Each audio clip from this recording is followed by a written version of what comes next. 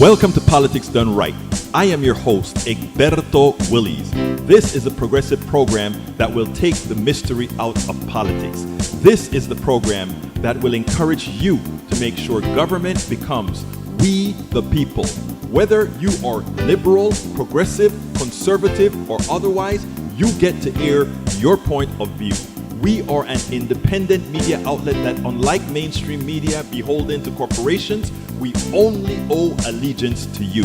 Remember, you can also send me a tweet at EGBERTOWILLIES. That is at Egberto Willies. Let us engage. It is Politics Done Right.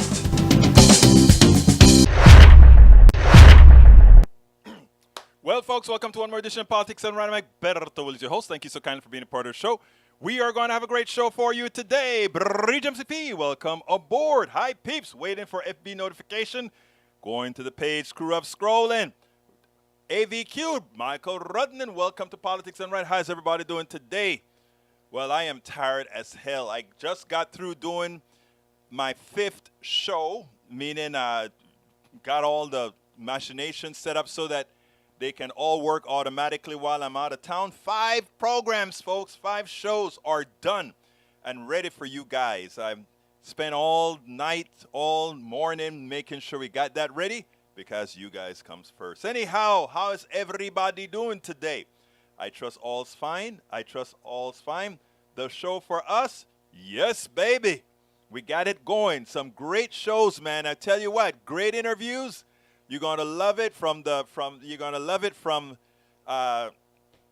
Harvey Wasserman to Anand Bhatt to Rick to who else do I have? Great interviews, great stuff. You know, I think you guys are gonna really like. I spent a lot of time preparing it, which meant I didn't get this show prepared, and I think the lead for the title of the show today is gonna be a bit off. So what I'm going to try to do is sometime within this show, play something, right? Here's what I think I'm going to do. I'm going to play something so that I can get a chance to update some of those. But the emails that are going to go out, I don't know. I don't know if I can get it in time. Anyhow, what I'm going to do is I'm going to try to find before we get into the show, and Brendan, before I read your stuff, I still am not completely set up. So before I read the stuff, I am going to go to an insert and play what we did sort of with I'm looking it up right now as we speak. I'm going to play, because I think it's important and a lot of people didn't see it yet, the Donnie Douch piece again. So here we go, and then we'll take it the beginning at the other side. Here we go. This was supposed to be a year that Democrats didn't stand a chance. It's going to be a blowout. Well, you know what? The generic poll now says that the Democrats are ahead in the generic poll. Of course, there's a lot of work left to be done. There's a lot of time to the election, so there's much, much more that's left to be done. But when it comes to letting Americans know exactly what their choices are in November, Donnie Deutsch, I really love what he has to say. You know, it's been common knowledge, or it was acceptable knowledge, that it's always the economy stupid. It's always the economy stupid. Well, Donnie Deutsch has kind of changed that. Just maybe it's all about crazy stupid. Check this out, and then we'll take it on the other side. Donnie, the problem for the whole of us, though, is that the violence and the threats and the hatred endanger all of us. There's a direct line between the ideology and the current Homeland Security issued warning of an uptick in threats of domestic violent extremism. It's around the grievances over the election. And I think in Pennsylvania, you've seen some of the extremist groups marching openly in broad daylight on the streets. I don't know that anybody except the militia groups themselves wants to live in that country.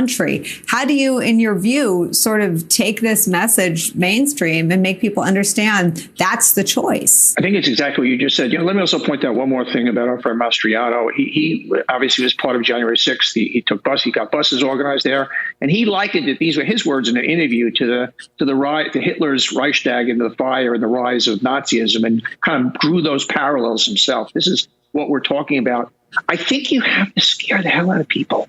I think those 40% have to understand that are still voting for Mastriano. He has come out, he has said, look, with one stroke of my pen, I will be in control of the elections in this state. I will be putting in the head of elections, and I will overtake all of the voting machines with one stroke of my pen.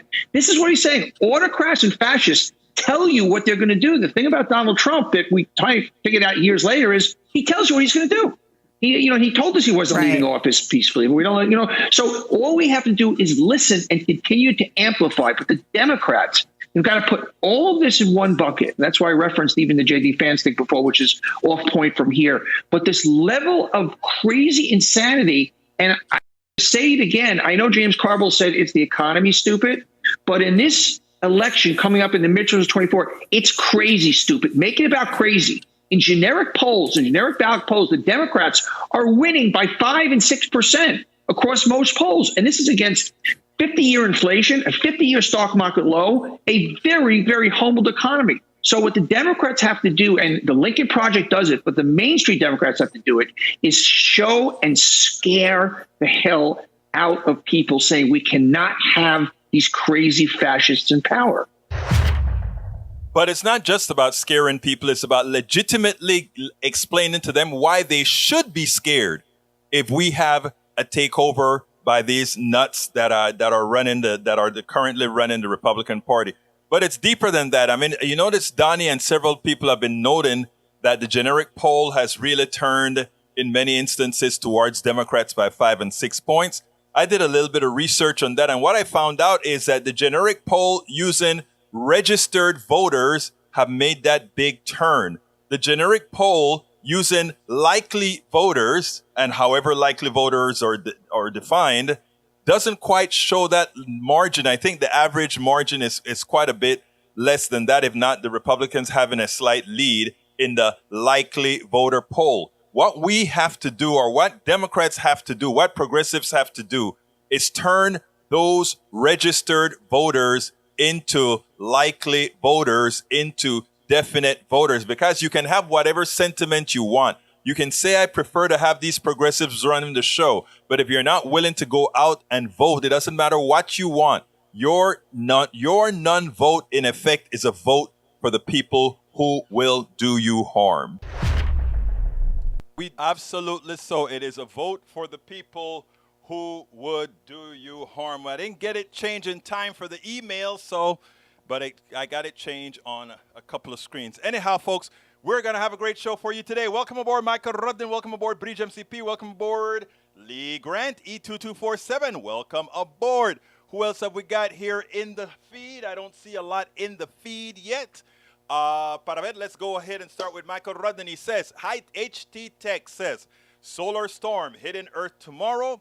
Radio blackouts expected in many regions. NOAA forecasters say there is a chance for minor G1 class geomagnetic storm on August 3rd, when a high-speed stream of solar wind is expected to graze Earth's magnetic field. The gaseous material is flowing from a southern hole in the sun's atmosphere. We just had one of those 2 weeks ago, July 20th. They are not supposed to be that commonplace. G1 is the lowest category, meaning damage isn't likely, but we might experience some minor service interruptions and see some interesting lights in the atmosphere. I am flying on the 3rd. I hope it happens after I fly. It shouldn't be a problem. I hope. Hope it doesn't mess with the instruments, right? Anyhow, Common Dream says, Kentucky now a forced birth state. After judge reinstates 6 weeks abortion ban, following trigger law, Rebecca Gilbron, CEO of Planned Parenthood Great Northwest, Hawaii, Alaska, Indiana, Kentucky, wrote, today is a devastating day for all Kentuckians. Abortion is essentially health care, and it is irresponsible and dangerous to prevent people from accessing the care they need. Make no mistake, this ban goes beyond abortion. It's about who has power over you, who has the authority to make decisions for you, and who can control how your future is going to be.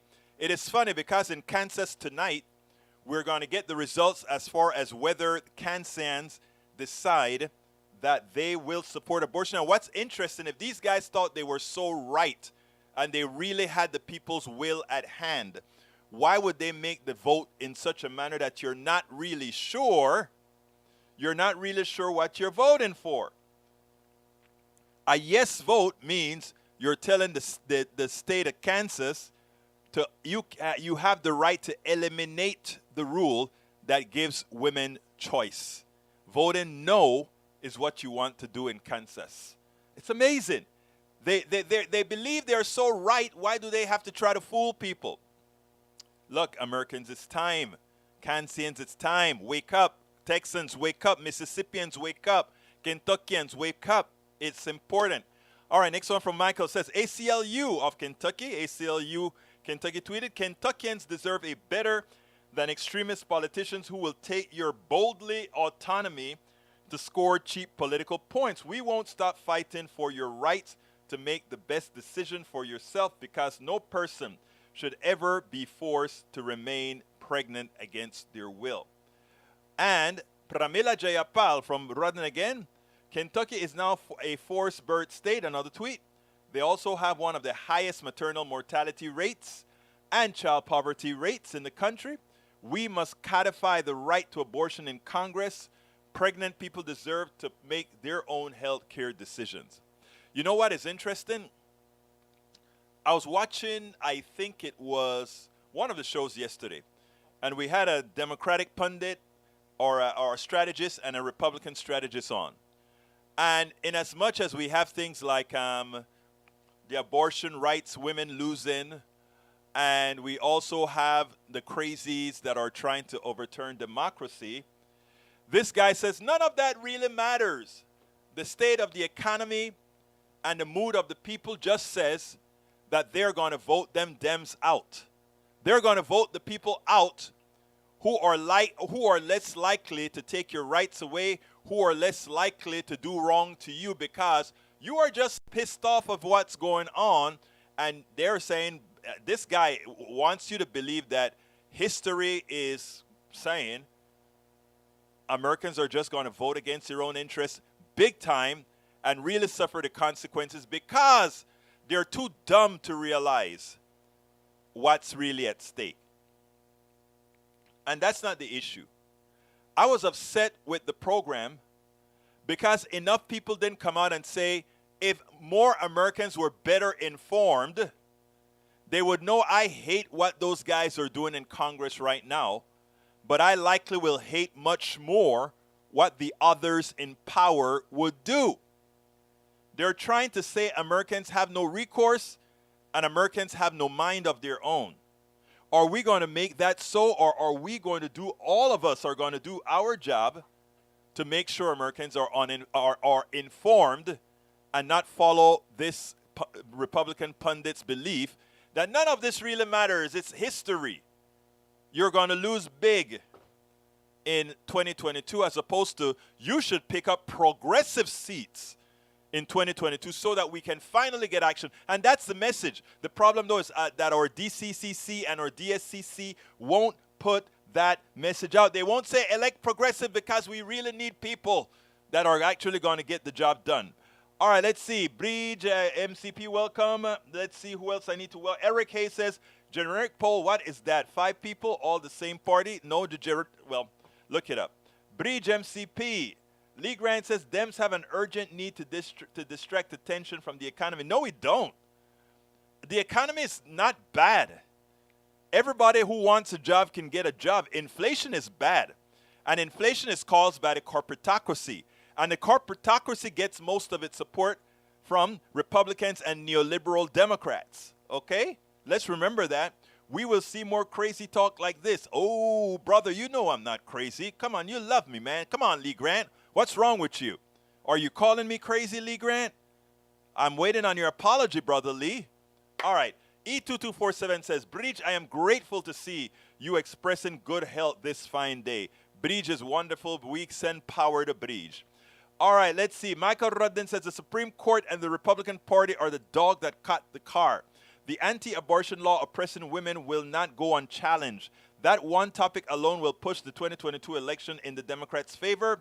That's not even counting January 6th and fair elections, private concept. contraception rights, marriage equality, and so many other cultural war issues. I think our country has had enough of Republican extremism. While you are absolutely correct, Michael, the problem is our attention span, and the problem is the act of repetition, and the problem is whether Democrats this session will carry a knife to a gunfight. Example, I have been watching in other states, Republicans they're just repeating the same thing. This is an economy. What did the right took over, and they gave you inflation, and they're consistent. So you are making in your mind the left inflation, the left inflation, the left inflation. What we have to do, first of all, is acknowledge inflation and blame inflation on those who support Republicans. In other words, we can't just stay there and say abortion. We can't just stay there and say take away our voting rights. We can't just stay there and say all these rights that Republicans are taking away from us, because we know when that mother goes to the store and she has to put that food back into take it back into the basket and say, I can't have that, that when she goes home and is ready to vote, that she doesn't make that knee-jerk reaction to vote the other way because just maybe I'll be able to afford the food. No. We have to learn to do several things. The health care that you're having problems getting, Republicans' fault. They're killing Americans. They've already killed many in Texas because of the refusal to accept the Medicaid expansion to the Affordable Care Act. You have to have the messaging right. Even here in Texas, Beto doesn't completely have it right yet. Beto should be on TV saying, I am looking all of my brothers and sisters in rural America in your eyes. My rural America brother and sisters, that hospital that closed in your little town was closed because of what Greg Abbott and Dan Patrick did to you. They refused the Medicaid expansion to the Affordable Care Act, and that hospital closed because of it. You have to drive many miles to health care now. You have to die if you get into an accident because there isn't an ambulance close by. Bread and butter. We can't talk in abstractions.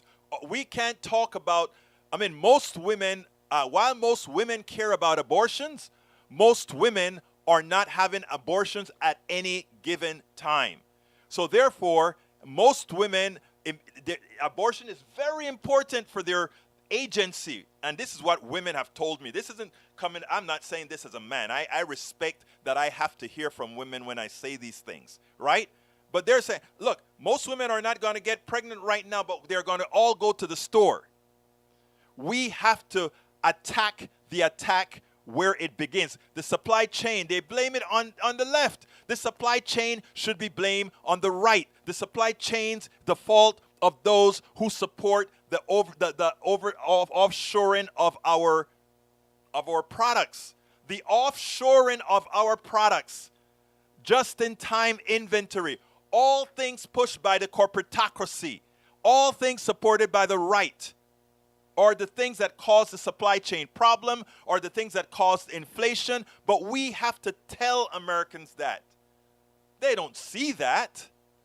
They just see the commercials from the right. All right, coming on, continuing. Bridge, Lee, let's see what else we got here. Eric says, both sides, let's all go pull hunting. I don't know what that says. Robert Davenport, greetings to all progressive. Welcome aboard. Hey, Brother Pollard says, Bruce says, I be here. Thank you for being here, brother. Lee Grant says, RCP congressional approval rating, reps up 0.9. Yes, that is the average by RCP. Look at the latest polls. Notice the average is dropping. Why is the average dropping? Because all the new polls coming out show the Democrats and red are up between 5 and 6 points. Now, I want to make a clarification. That is on registered voters. We have to ensure that those registered voters become voters, not just registered voters, but voters. Egberto, Y2K, what happened then? Okay. Bridge MCP says, greetings, Robert P. Davenport. Bridge also says, many Republicans just vote party, not policy. Yeah, till they're starving. They did. Look, I always tell this story and I repeat it. I knew Obama was going to win when in Ohio, one of his canvassers went to the home. Woman answers the door. Knock on the door. The woman answers the door. When the woman answers the door, he said, "Who are you voting for?" The person said, "Husband, who are we voting for?" I don't know why she thought she had to do that, but that's what she did. "Husband, who are we voting for?" He said, "Let them know we are voting for the N." You know what? The N word, right? When I heard that in Ohio, rural Ohio, I said, wow. I remember telling we were activists going around trying to get votes for Obama all over the place, right? And when I heard that message, I said, wow, Obama is going to win the presidency. Here's the analysis. And this is the analysis why I'm telling you we have to make the argument correctly. Because at the time that your personal economy finally supersedes your prejudices, you're seeing the light. I am saying in 2022, we have to ensure that Americans' prejudices, Americans' devotion to party is broken, so that then the comfort will be there for them to vote their interests. And that's your job. That's my job. That's what we have to do. We have to make the case, because there are a lot making the other case to them, and we have to make the more plausible case. Eric Hayes says, well, I guess Nancy made it to Taiwan. You go, girl. You show them and see what rhetoric will come of this. Who knows? Robert Davenport says, high propensity voters hopefully will break towards the Democrats to preserve democracy. We hope. Bree says, so what? She went there. Michael, let's see what else we got here. Agree, Michael Rudney. We got West. Hello, Egg. Looking smoky as usual. I'm smoky. I hope I'm smoky. You like the new... Wait, what is smoky? Tell me what is smoky. Anyhow, let's continue. E2247, CIA drone strike kill Ayman al-Zawahiri. Al-Sahari, I don't never say it right. Offering another convincing symbol opportunity to dismantle the war on terror. Obama made a substantial mistake by WOT and end the SEALs slew bin Laden in 2011. Biden should not make the same mistake. All right, Carl Cox, what's stake in American democracy? Vote for progressive Democrats, save American democracy. Yep, Egberto, what planet the economy is in? Pitts, are you secretly rich and holding out on us? Huh? Don't understand. Okay. Eric, Eric is singing all the right-wing song. Bidenflation. How childish. We were talking about Bidenflation. Bidenflation. I mean, it's amazing how childish and immature-ish these phrases work, All right, West. Thanks, Biden. China moves. Forget that. What else have we got here? I saw the troll is back again. Well, ignore the troll. Let's see what else we got here. Biden administration, like its nearest Democratic predecessor, unlike the GOP predecessor after the slaying of ISIS leader Abu Bakr al-Baghdadi, was not interested on Monday in making that argument. Yvette Avery Herod, welcome to our Politics Done Right, my dear beautiful lady. Maywood says, did I say hello to everyone yet? No, Maywood, you didn't say hello to us. What's wrong with you, Maywood? We're just kidding, brother. Richard W. says, in a rare move, more than half of the Senate GOP issued a statement in support of House Speaker Nancy Pelosi's controversial trip to Taiwan, but of course not one Republican went on the trip with her. All right, E2247, describing the future of what Biden, in a surprise to me, once again called the war on terror, the signal that this sort of thing is how it views responsible counterterrorism. BS. I hear you, brother. AVQ says, you looking for housing West? Bridge MCP says, RCP. There you go. Maywood says, replying to Eric Hayes, I won't answer that one. Eric Hayes says, did you think people are turned off by Biden? Yes, polling shows it's per CNN. A lot of people, look, the truth of the matter is Biden does look fairly old. And Biden sometimes, the way he moves may be a bit older. I am not a Biden fan, but I think Biden is doing a fairly good job for a neoliberal, that is. And you know what? I accept it. We progressives didn't get our candidate elected yet. There were a lot of shenanigans that stopped it. That's okay. The fight goes on. You see, I don't sit down to fight old battles. I want to fight for the future. And that's what we got to do. Right now, Biden is our man. Biden is our man. It's catch like transitory inflation. Actually, the inflation that we've had should have been transitory, okay? But we have a corporatocracy with price and power who has no soul that decided that it would take the monies away that people had in their pockets. Whatever the market will bear. You see, they follow the laws of capitalism. Whatever the market will bear. Which means those without price and power have no power and have no power to hold on to their cash if the things that the others have price and power are absolute necessities. You see? That's capitalism, though. And when you don't have a bifurcated economy where there are certain items in the economy that you need, that you say, you know what, we must have electricity, we must have gasoline, we must have a minimum canasta de alimentos. That is a minimum basket of food. That should not be under the purview of capitalism. If you want real competition, you take out the things of absolute necessity out of the capitalist modal and then leave everything else, restaurants and things of other values and cars and all of that. Leave that to the capitalist system and watch how prices go down because you then get real competition.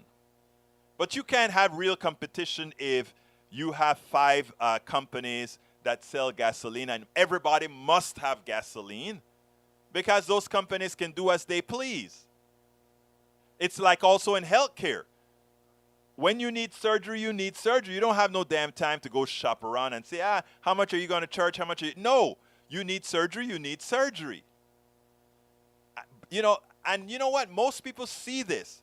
They just don't think it's attainable. Tom C. Limerick says, ready? Tom C's coming with one of his limericks now. Let's go. We go to the pump for gasoline, see prices higher than ever seen. While all the nation suffers inflation, the oil monopoly profits obscene. I love it. Let's repeat that limerick. We go to the pump for gasoline, see prices higher than ever seen. While all the nation suffers inflation, the oil monopoly makes profit obscene. Oh, that is beautiful, Tom. That was beautiful. Putin price hike, sound just as childish as bad inflation. You know what, Daniel Ledo? You are correct. I agree with you. And I said the same thing about Putin price. Go back in what I've written about inflation. I said this stuff isn't about I've said the oil price hike and all of that has nothing to do with Biden. There's a glut. I said it. So it seems like we agree on something, Brother Ledo. All right, let's continue. E2247, Russia, Afghanistan, Iran, Iraq are all seeing why U.S. has no public health care, nor education, nor housing as we spend all our dollars on war. Let me tell you guys a little story, and this is important. If you were watching Fox News a few nights ago, last night or the night before, you see they brought up the Panama Canal. That's where I'm from, okay? And here's what they said. They said, you know, right now Panama is going through a lot of crisis. Prices are going through the roof. The government finally dropped the price of gasoline from $6 to $3, somewhere in that range, right? Because the oligarchy in Panama started doing the same thing that the oligarchy in the United States do. Whatever the price would bear, you know, they got some stipends. The people got some stipends, and the private sector wanted to take the stipends. And they even wanted, in Panama at least, we have something called Bolsa de Alimentos. That is the canasta de alimentos. What is a basic amount of food that a family needs, and everybody's responsible for having at least that amount of cash to get it. So when the government was giving stipends, they did that. Well, at some point, they finally told the folks, okay, now sardines, you can replace something with, the country went ballistic, and we started to have riots all over. And we had riots in Panama where we've never had riots before. Veraguas, Chiriquí, Bocas del Toro, all these different places we had riots, right? Okay, Davenport just gave us a super chat. Thank you, Davenport. Inflation is primarily coming from corporate greed and lack of corporate taxation of the runaway out of control profiteering. Thank you very much for that super chat, Davenport, and you're absolutely right. Let me continue my story.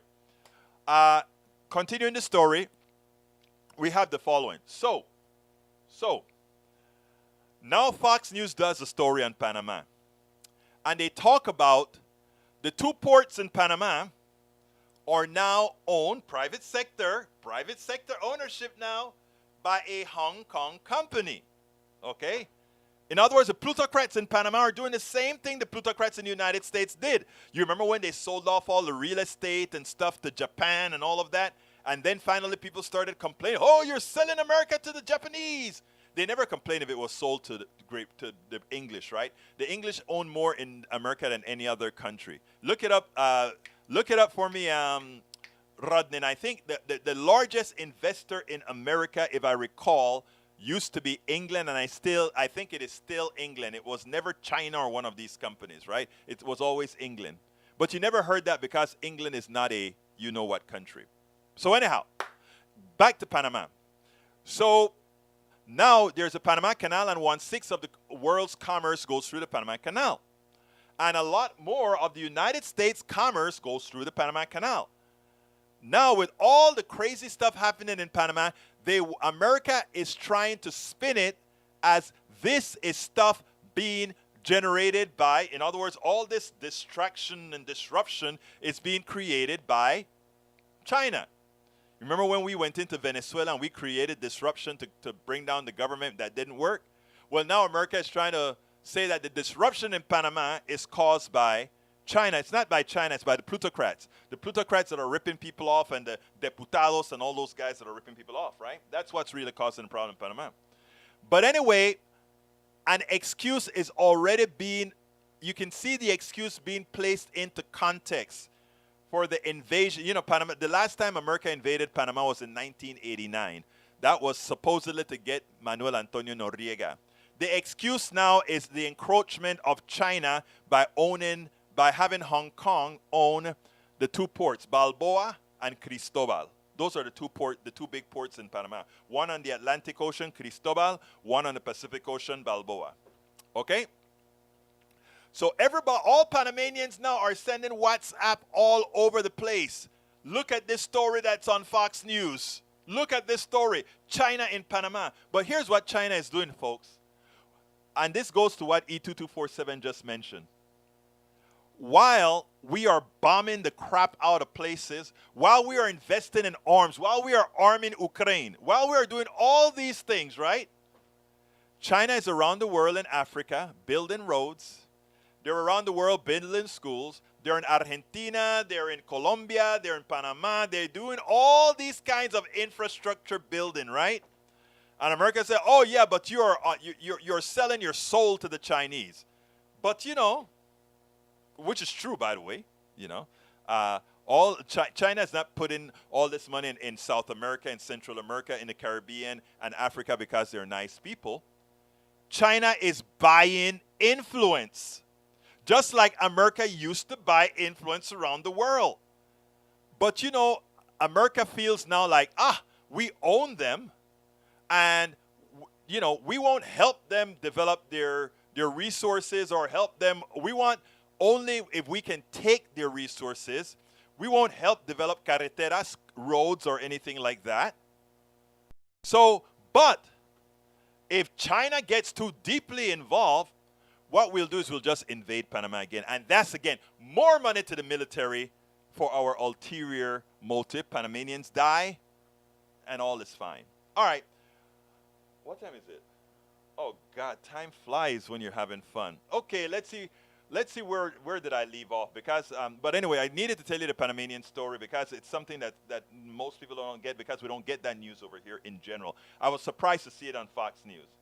All right, it's catchy like transitory inflation. Okay, let's see what else we got here.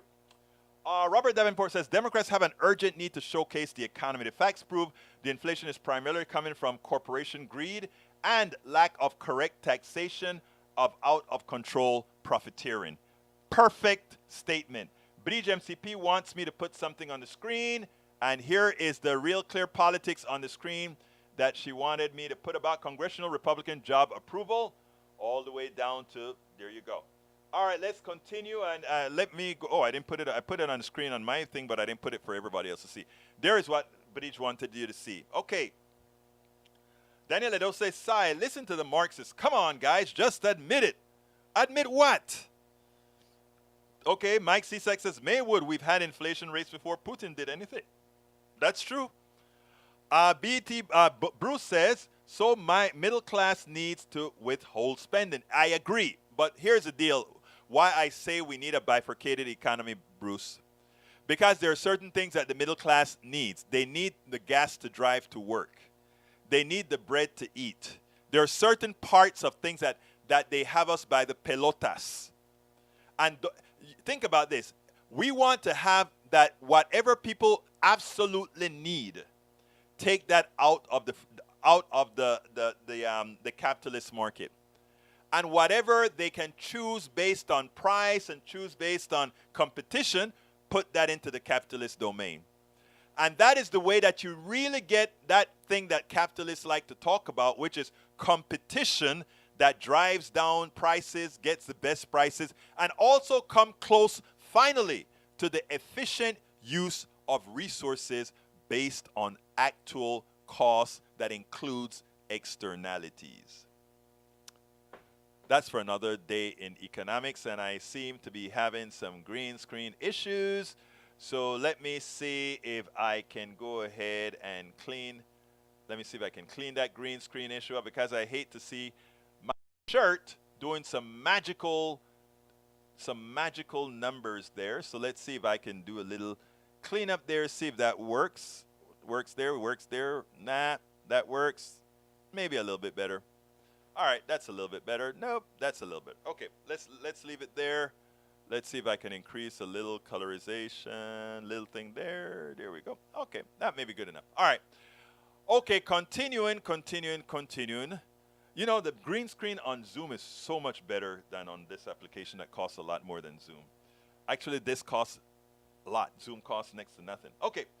Egberto, a recommended video for after the show. Bo, the fifth column, talking about the differences between negative and positive freedom. Negative freedom is the kind most people think of, that you are free to do and or whatever you want, while positive freedom is to live in a societal condition where you already have all your basic needs met, so you are not coerced into doing anything that you... I love that definition. I love that. I got to see that video. That's a very good one, Radnin. All right, let's see what else we got here. Biden sell oil to... all this bad information these guys have. Okay, Tom C says only 6 thumbs up. Hey guys, give me those thumbs up, please. We have all these people watching. Please go on. I mean, it's so easy to do. Just give us a thumbs up. Give us a thumbs up on YouTube, please. You can help us keep the algorithm going. If you're watching on YouTube, could I ask you so kindly to give us a thumbs up? All right, let's see what else we got here. Brisa, woohoo, Robert Davenport. Let's see. Don't the Saudis have immense investment here? They own AMC Theaters. I didn't know they own it. But yeah, but still, if you take a look at who owns the most in this country, generally speaking, from the highest foreign investment, Japan number 1, Netherlands number 2, Canada number 3. I don't know what that is. I think you have to check. That is probably new investment. Because a country the size of Netherlands, I can't believe, or Canada even, I can't believe supersedes England. So check it out. Okay. What else have we got here before I go to some videos? Egberto, from statistic, countries with the highest direct investment position received from the United States in 2020, United Kingdom number 1. That's more like it. Netherlands number 2, and Luxembourg number 3. That sounds more like it, even though Netherlands is a bit iffy for me. All right, let's see what else we got here. Let's see. I'm scrolling down. I'm not playing today. I'm not reading the trolls. So the DOD admitted wiping official phones of the January 6th attack make America violent again. You know something? You can't wipe those messages if we really want to find them. Those messages are in the backup cloud. If we want to find those messages, we will. The thing about it is the government may not want us to know that nothing can be hidden. In Colorado, there's all the pipes eventually end up, I think it's Colorado, and all that information is there to be found. All of it. So they can't hide it. Because over January 6th, January 7th, January 8th, all those backups are several backups that are done continuously. They're there. Robert Davenport says a fascist wants to call someone a Marxist. Sadly, he no doubt does not understand true definitions. That's why I don't hear. That's why I smile when they make those comments. Davenport. Paul Fleming says Democratic members of Congress have had to arm their homes because of over 9,000 threat this year from domestic terrorists who Republicans refuse to repudiate. Lee Grant says PDR bot exorcist. I don't know what that means. I try for U.S. Let's see what else we got. Well, they managed to hide whoever was buying put options on American Airlines before 9/11. I read that story. I don't know how true that is, Bruce. I am not sure about the put options on that, but I could be wrong. Anyhow, let's. I don't want to play my video asking today because I want to do the Latino thing today. But let me just go ahead and ask you guys. I'm going to just put two links in there. The PayPal. I'm going to ask you guys to please support the program. Actually, I'm going to put three. I'm going to ask you to please support the program by going to. Let me pull that screen up. Bear with me as I change screens. Okay. I want to ask you to please support us by contributing at PayPal to ensure we can continue to enlighten. politicsandright.com/PayPal or at Patreon, politicsandright.com/Patreon. Please visit our store, politicsandright.com. Well, politicsandright.com/store. I said 3, it's going to be 4. politicsandright.com/store. And please go ahead and get our books at politicsandright.com/books. And the books are the books that you see scrolling across the screen all of the times. Okay. There is this theory that many believe, right? That somehow Latinos, or rather somehow we are going to become a majority-minority state, country. And it has some people in a tizzy. I don't know what's wrong with having a majority-minority country. I mean, all of us on equal footing, there's not a problem there. I mean, race doesn't even really make sense, right? Because people have differences mostly in class, very little in race. But I want to play you a piece. This is an important piece, and I tell you why. Because the way we define Latinos and other things, and for those of us who are Latinos, myself, we've always kind of cracked up for several reasons. I want to play you this piece by let me get it and see which one it is. Para ver. I want to make sure I play the right one first. Okay, I want to make sure I play the right one first. Okay, I think this one was done by Tiffany Cross. I want you to listen in detail because those who believe America is going to be this support your local or national progressive. Thank you again for that other that super chat, Brother Davenport. I do appreciate you. And anybody else can as well throw us a super chat or a thanks on our videos, whatever that help us keep doing the work. Thank you so kindly. All right, here's the deal. I want you to listen to this piece here. It turns out that the definition of Latinos is what have so many believing that America is going to be in the near future a majority-minority country. That is false. Here's the reality. America, the white population, based on current trends, are actually going to increase. And I've been saying this for quite a while, you know. Every now and then I jump on the bandwagon, oh, minority, if you want to call Latinos minority. Right? But that's not the case. I want you to listen to this, and then we'll take it on the other side, because most people just don't get it. How did you categorize the divisions within the Latino Hispanic community? 3 basic options. Mm-hmm. One option is, hey, we're like African Americans. Latinos are people of color. That's 25%. 60% say we're either standing outside of race and we're just going to get ahead through hard work. And you can really understand this as saying, I know there's a big issue here. It's not going to hold me back. And part of that 60%, you get another group that say, we're like European Americans. Over generations, we're joining the mainstream. All right, well, Latinos are the largest non-white voting bloc in the country of eligible voters, not registered voters, but they are not a monolith. And we see that clearly in Texas, where early voting is underway for next month's primary election. Now, the first, that's on the first of the year. Only 25% of Latinos in several key states, including Texas, categorize themselves as people of color in the latest research done by Project Juntas. So what happens in Texas could teach the Democrats a lot about the complexity of the Latino community as they gear up for this crucial midterm election cycle.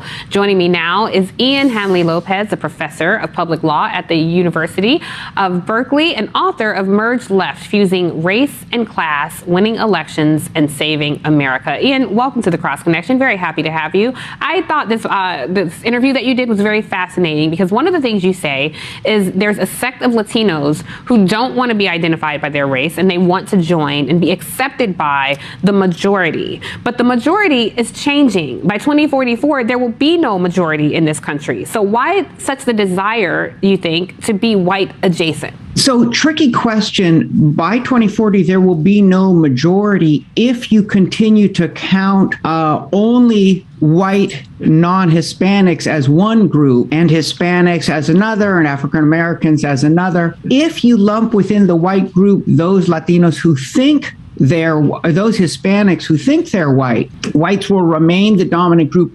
Indeed, will increase in their proportion in this country over the next 40 years. So this question, what is the nature of the white group? What are its boundaries? How do we think about who belongs and who threatens us? And do we think about who belongs and who threatens us primarily in racial terms, in terms of light versus dark?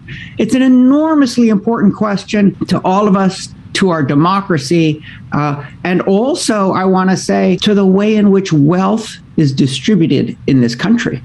Well, that speaks to your book, right? The confluence of race and class that happens in this country. And look, one thing I was talking to one of our producers, Arlen, about is when you hear people say the Latino vote. You know, as a black woman, I felt the same outrage when I hear the black vote. You know, there are Latino voters, there are black voters, but there is not one monolith that encompasses such a diverse group of people. And particularly in the Latino community, there are geopolitics that are involved in people's preferences, political preferences here in the country. What is the message that the Democratic Party specifically should take away as we see some of these shifts in pockets of the country? Some of these people shift towards Trump Republicans. I think there's actually astoundingly good news here. I mean, there are a lot of reasons to worry, but there's really very good news here. And the good news here is Democrats can say Republicans are trying to divide us by race, and when they succeed, they laugh all the way to the bank. And our families struggle to get through this economy, to get through this pandemic. But when we reject division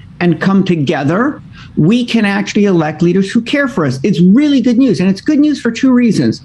First, it's true. For the last 50 years, Republicans have been using race as a wedge issue to divide Americans. They thought initially this was a wedge issue to pull whites out of a New Deal coalition that included African Americans. But what we see from 2016 to 2020 is this same wedge issue, the same fear stories about hardworking and deserving people threatened by dangerous and undeserving people. That story works within communities of color as well. So we really are facing a moment of racial divide and conquer being funded and promoted by bully politicians and their billionaire backers. So there's a truth to this message. Here's the other good thing. Well, let me just get this out. This message, we've tested it a variety of times. We see it in action in different political campaigns, and it's incredibly popular, not just with different segments of the Latino community. This is actually the most popular political message with the African American community as well. And it has the added benefit of pulling whites away from the lie that people of color are their enemy and getting them to see that the real enemy we all face are the billionaires who stoke racial division and indeed who govern through racial violence against communities of color. And that is what's so important. The reason I wanted to play this piece is twofold. One, race is kind of a silly thing, right?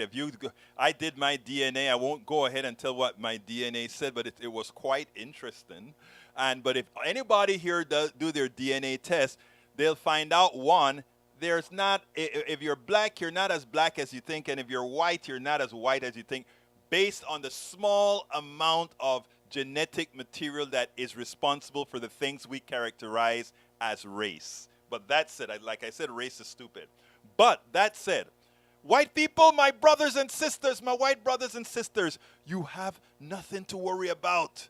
You will be the majority for the foreseeable future because most Latinos, he said Latinos who think they're white. The truth of the matter is, based on how we do genetics and let's say the white folks that in Louisiana and Mississippi and all of that, there's a good chance that a lot of the Latinos that are coming over here are more genetically white than many of the Mississippi and Louisiana and Alabama white folk because of all the crazy stuff that used to happen in those particular parts of the country. And not only those parts of the country, but others. But that said, the reality here is this.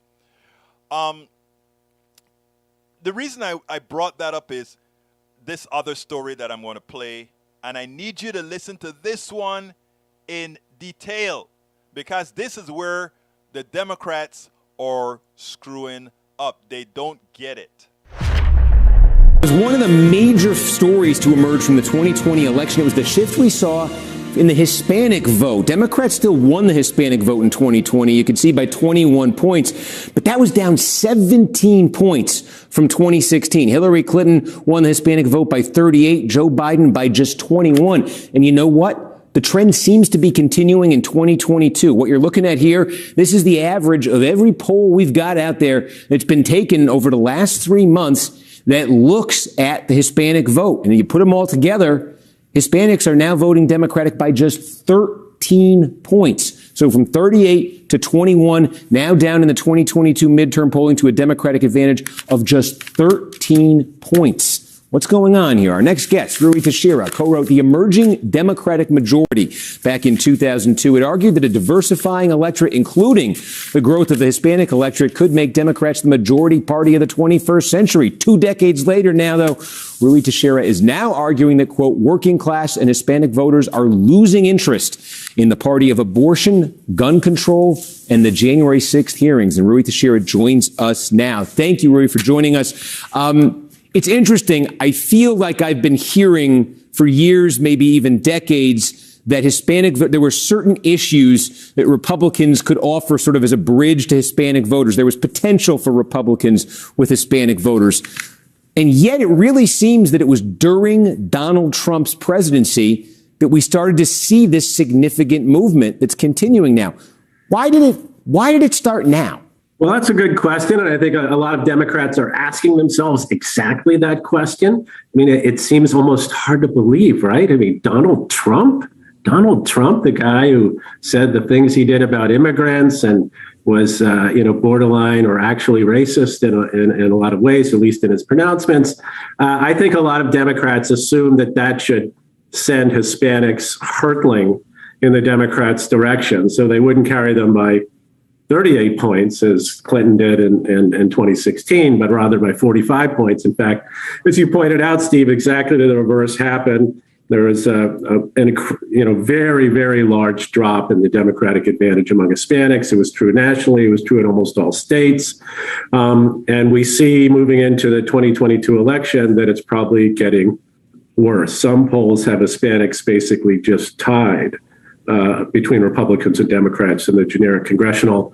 This is, in the last off-year election, Hispanics probably voted for Democrats by about 35 points. So something happened that's sending them away from the Democrats. And my theory is that there's a couple of important things here. One is that I think Democrats assumed that Hispanics, because they're people of color, were sort of all in on this racial reckoning that we had in the summer of 2020 around George Floyd, and that generally they could be treated as a group that is very, very sensitive to these issues of race, very, very sensitive to the kinds of the dialogue around that, and sort of very sensitive to the issue of immigration, for example, which was something that Democrats always thought they had a big advantage on. And I think in the process, Democrats have lost track of the fact that this, as I put it, Hispanic voters are normie voters. They're voters who are concerned with upward mobility, with jobs, healthcare, their communities, their kids, effective schools, public safety. These are voters who thought the Democrats could be relied upon to do a good job in those respects, and who could be counted on, even if they're more liberal in the other party, not to be so liberal that it would turn off people whose values were significantly more conservative than where Democrats seem to be coming from. And all of that got lost, I think, in the transition from 2016 to 2020, and where we see the Democrats going today, where they become far, far more socially liberal on a whole variety of issues, which do not, in fact, comport well with the median Hispanic voter, especially the median working class Hispanic voter. Because if you look at the data, that's clearly where they're losing most of their support among working class Hispanics. Wow. I wish Democrats would get out from under think tanks in Washington, D.C., and simply go into the neighborhoods, go into the hood, go into Timbuktu, where all the Latinos live, and ask them the question, why is it that you are not voting? It's not that they're not voting Democrat. It's that nobody's really consulting them. The same is starting to happen in the black community. So, the same way they're seeing that tail off in the Latino community in these recent elections, the same thing is happening in the black community. I had to go in and talk to some people who said, you know what? We know Trump is a racist. We know that. But you know what? Things were better under him. Nobody is talking to these people. Nobody is talking to these people. And when they're filling a vacuum. So, get rid of the think tanks. Get rid of all that crap. There is a Rudnin's piece. Get rid of all that crap and talk to people. You want to know why the working class white folks are going with the Republican Party? Because the Democrats, for all practical purposes, even though they put a lot of ads up saying, hey, we are better for you, you don't understand the essence of people. You have got to be on the ground. Again, my motto, when you unite Appalachia, the ghettos, and the barrios, you win. You win. It's not about race. It's not about any of that. But race is used, as the first professor said, to create the necessary divisions.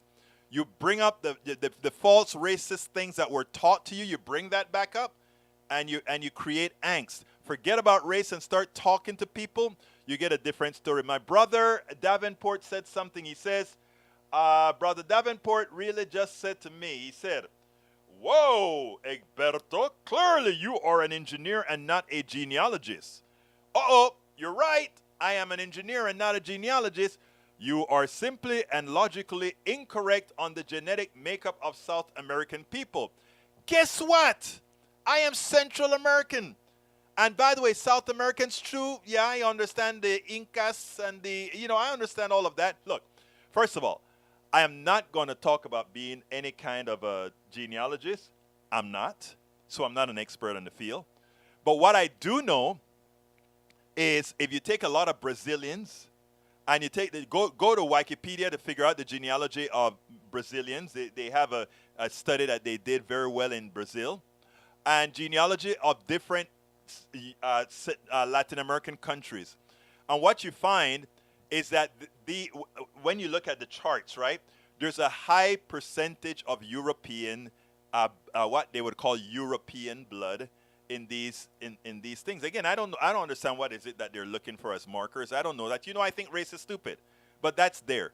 So I may be speaking completely genealogically incorrectly, but for the markers that these people tell me they're looking for, that is what I see. Egberto, we are in overtime. Oh my God. You see, I always get caught. Folks, I thank you so kindly for being here with me. I ask you once again to support our program. Please support the program by going to our PayPal, politicsdoneright.com/pay. Yeah, actually a lot of blue-eyed blondes in Argentina, Lee Grant. politicsdoneright.com/PayPal. Support us at our Patreon as well, politicsdoneright.com/Patreon. And please remember to check out my new book that's done a chapter at a time at Amazon. Tribulations of an Afro-Latino Caribbean Man. Racism Didn't Stop My Smile, Hope, or Journey. Please check that out. I have it in the link as well. Guys, I got to get out of here. My name is Egberto Willies. This is Politics Done Right. And you know how I end this, baby. I am what? Out.